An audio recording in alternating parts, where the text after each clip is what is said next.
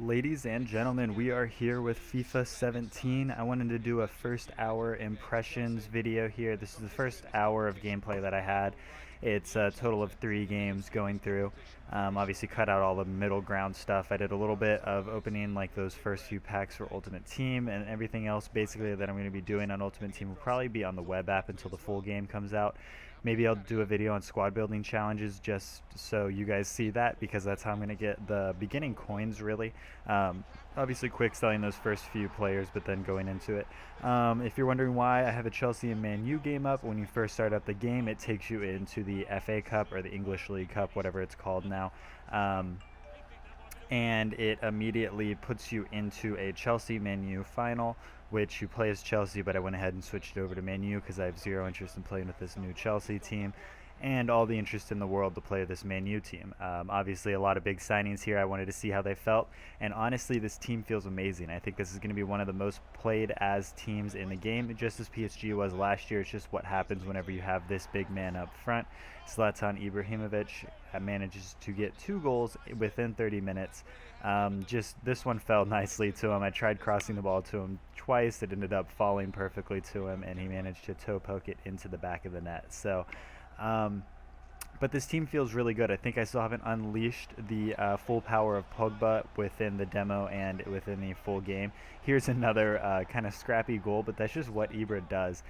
He hits the ball powerful enough that the keeper rarely is actually able to save it, and then he follows through with the ball better than honestly any other striker that I've noticed in this game. There was a little bit of a handball in that, so we can confirm that handballs are still not being called in FIFA. I'm sure there's an option that I may actually end up looking for, because every year I try to play around at least one game to see how bad handballs really are in this game, because every year when you turn it on, it's like instant penalties, like 5 times a game. So maybe it's a little bit better this year. We'll go ahead and turn that on as well.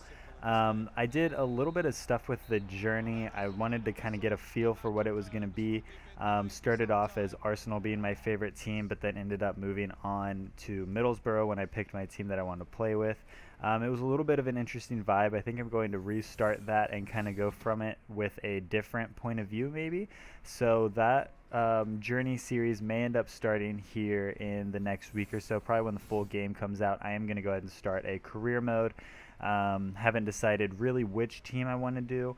I have a couple ideas in my head. I obviously want to do something where I have a road to glory or something like that later on, but I think my first series could honestly be Arsenal. It could also be one of the lower teams in the league. Burnley would be a fun team to use. Bournemouth, Middlesbrough would be fun because of the money that they have now and the things that they're doing with their transfers. Here, you saw those first few packs that I ended up pulling. Got James as my lone player, and ended up also getting the legend player as well. This year, like I did say, I am playing on Xbox instead of PS4 like I did last year, just so that I can do more stuff with Ultimate Team this year. So we went into a quick match. I just wanted to do a little bit of a kickoff, just get a feel for the game. This is my first time, obviously, playing with Arsenal in FIFA 17, so I wanted to give them a shot. I started off this game with a 4-3-3 false 9 formation with Giroud in there, but then I ended up switching Giroud out for Perez because I wanted to give Perez a shot. Sanchez on the left, Walcott on the right. Walcott in form right now, 83, which is really nice. Ozil, 89. Ramsey, 84. The team just looks really good this year. This is definitely going to be a team that I'm comfortable going into seasons with and going up against Barca, Real Madrid, the likes of that. Obviously, Mustafi is also in there next to Koscielny with Monreal, Bellerin on the sides. Bellerin is 79 rated this year, which is awesome, and Petacek still 88 rated. So we go into the game. It's set as a Premier League match, but this is obviously a kickoff match nonetheless, and playing in the Emirates Stadium, which is going to be really fun. Also may look at doing a West Ham career mode, but I feel like there's going to be a lot of people doing that this year because West Ham is getting a lot of media recently, obviously with Spencer, Bazinga, and obviously just all the media that's going around them with the London Stadium and whatnot. So these are just the intro faces. Kind of wanted to give it a second, see how everybody looked in this year's game. The faces are incredible. Frostbite's just an amazing thing. So it's going to be a fun year for sure. I'm really enjoying this game, which is really kind of weird. Usually I have a rocky start with FIFA, and then I kind of find my way into it, learning kind of the ins and outs of the game and whatnot. But this feels more like if you understand the game, if you understand football, soccer, whatever you want to call it, if you understand that, you understand this game. It just works well. Obviously, there's still going to be some exploits that we're going to end up finding out in this next like month or so that really figures out what we need to do to kind of beat the game easier than it really is. But until then, it'll be a fun one. I will say I love corners. During the demo, I wasn't a big fan of corners.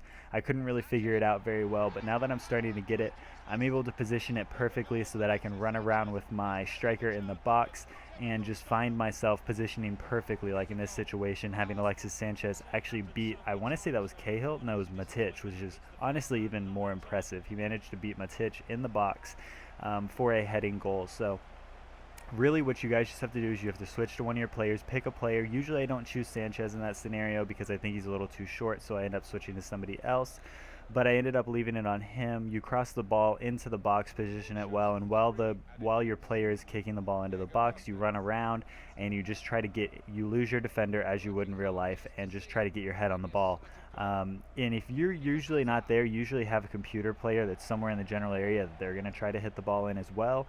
But corners definitely feel more fun this year. It's going to be interesting to see how it goes. It's going to suck to lose to corners, but it honestly makes it feel more rewarding when you do score a corner, and I think it'll be a little less hurtful whenever you end up losing to a corner because they were a little sketchy last year, but this year it feels like there's a little bit more skill involved. Free kicks are still feeling a little weird to me. I'm still trying to figure those out. Ozil feels amazing in this game. The runs he made and the celebration they put in the game is just incredible. I love the new AI that they used for your players to make runs off of defenders, and Ozil is just one of those players that he knows his attacking positioning really well. He understands the players that are around him and everything like that, so it's a lot easier to have Ozil ready and primed to jump out in front and go ahead and grab that goal, or at least a really good attacking position for us. So we managed to take a 2-0 lead up in this game, and then things kind of start going a little haywire from there. I got a little too confident, so I started trying some different things, working the ball around differently. Kind of tried to play it like FIFA 16 just to kind of see the difference here. And I will say the slower you play this game, the better, but you can still use pace as well. But you definitely don't want to be one of those holding down RT players where you're just running around everywhere. That includes defending.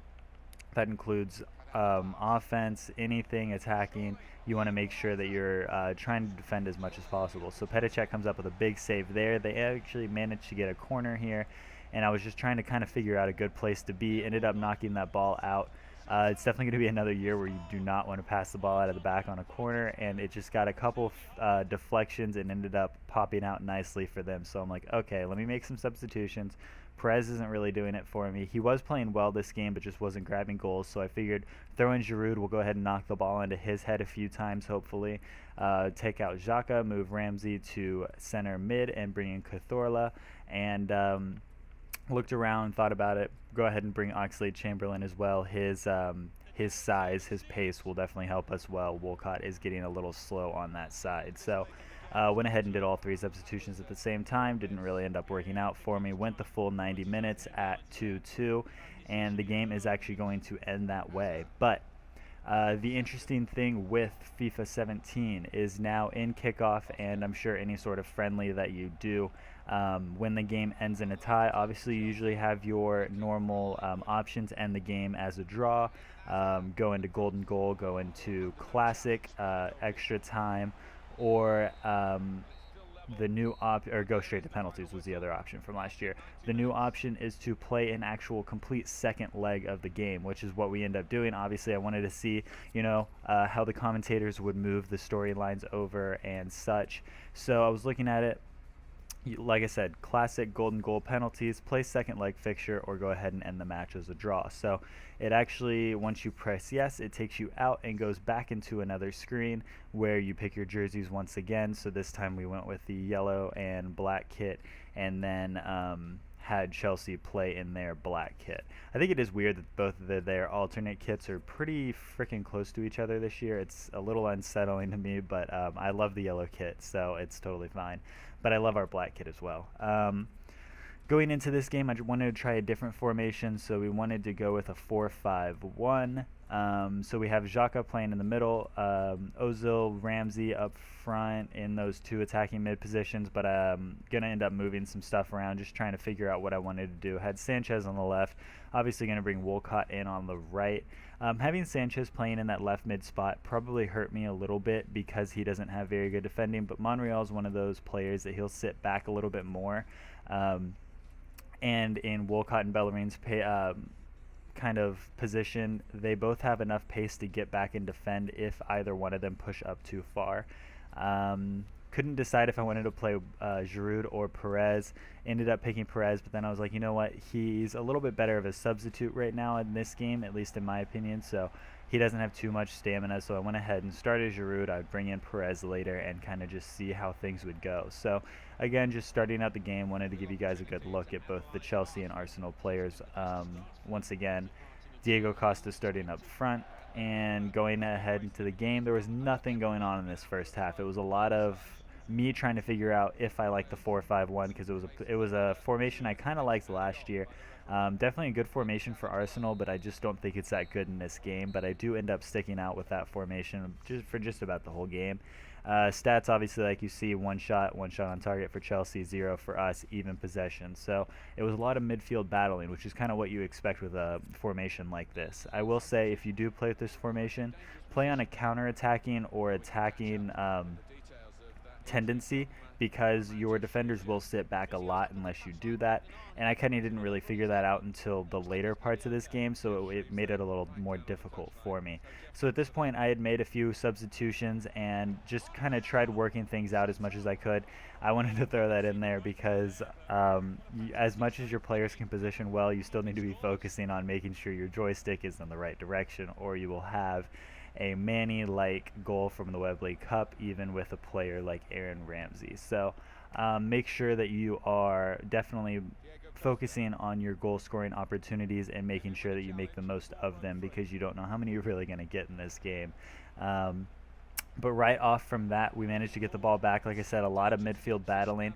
Got the ball, and Lucas Perez just kind of walked the ball into the box. I was honestly kind of baiting that penalty there, but I realized, he wasn't going to tackle me, so I just kept walking, took my time, waited for my players to catch up to me, crossed the ball into the box, and Olivier Giroud managed to get a goal off of a Perez assist, so that's always nice. Still haven't scored with Perez yet, but he's definitely a player that I'm enjoying in this game, and obviously enjoying in real life too. If you guys do follow Arsenal, Perez managed to bag a couple goals for himself this past weekend, and Xhaka's also looking really good. So it's definitely going to be a fun season for us for sure, both in FIFA and in real life. Here, could not get the ball off of him to save my life, but thankfully it was Azpilicueta, who's not very comfortable shooting, so his shooting tendencies are kind of weak. He was looking more for a pass, which I was blocking off the passing lanes. Diego Costa managed to miss that goal, which was pretty good for us. At this point, I went ahead and made another substitution and brought in Danny Welbeck, so we had all three of our strikers on the pitch at once, which is really helpful when you are playing the 4-5-1. Even though those are center attacking mid positions, if you play with them more as a left forward, a right forward position, it works really well. Your players manage to move around a lot in this game. Whenever you play with the 4-5-1, you'll see a lot of players switch positions, and there's a lot of confusion in the team. So ball just managed to fall pretty well to Danny Welbeck. It got a bounce off of, I believe, Cahill's leg, and just managed to give us a pretty easy goal. It went right under Courtois, so unlucky for them, but it gave us a 2-0 lead, 4-2 on aggregate, and just made it a lot more comfortable for us. That is going to be the end of this game, though, and winding down to the end of the video, I wanted to show you guys. You get to see Arsene Wenger's face at the end of this win. There are a few cutscenes during the game also that they look at Wenger. I was skipping it because I was too much into the game and not enough into kind of looking at that, but you see Arsene Wenger there shaking hands, thinking about his win. But the post game looks really good. The replays look really good in this game, along with all the faces. Obviously, not every league is going to look as good as the Premier League because that was their focus, was to make sure that all the face scans were amazing for the Premier League and then the top teams in the world. So if you guys did enjoy, make sure you like, comment, and subscribe. I should have a career mode video out either today or tomorrow. But until then, I'll see you guys later.